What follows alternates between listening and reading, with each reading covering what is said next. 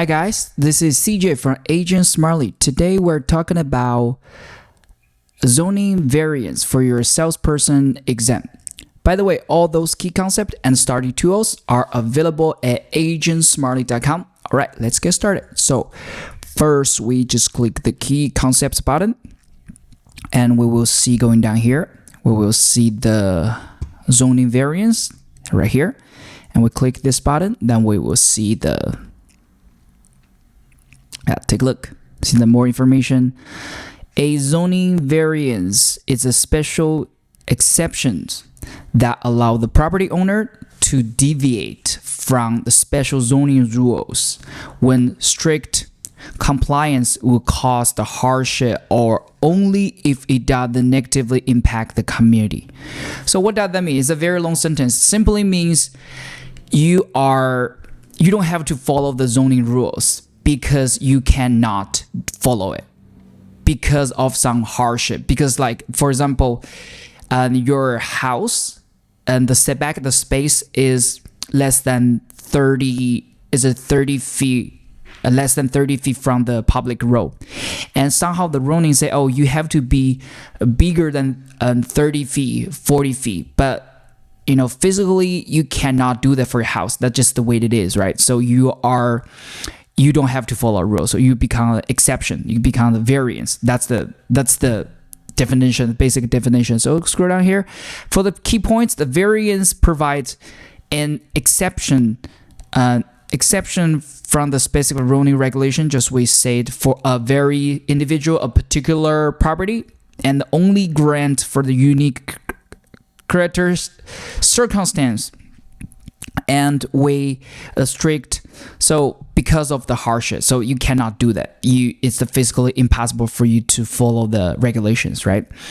And for the memory trick thinking, variance as a special exception or variance from the your except from the rules grant only when it's necessary. So it's individual by individual, right?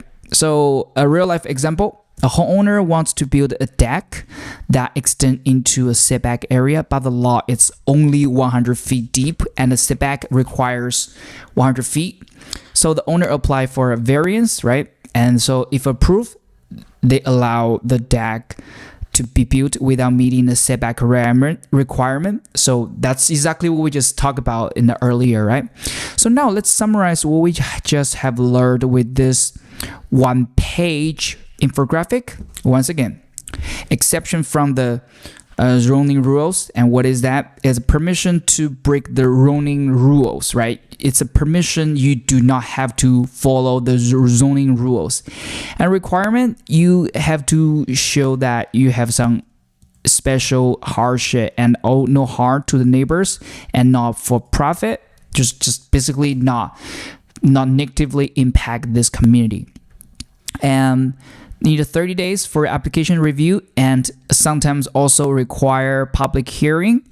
And common exceptions usually is like DAD accessories and historical buildings.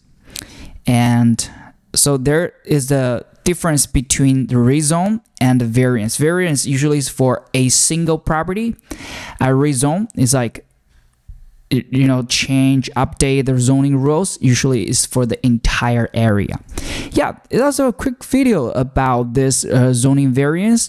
Once again, if you are studying for your salesperson exam, you might check out this website, agentsmartly.com. As you can see, you have all the key concept where you could see all the most frequent appear in your exam, and also you could practice the question. You could practice the full practice mode. Also, you could practice the subject by subject. You can license, financing, contract, agency law, etc. And you could also track your progress. For example, like how many questions you did and what's the overall accuracy, etc. Also, you could see, so the topics, even you could see each topic, what's your accuracy. For me, the property ownership, I have the lowest, which is 76.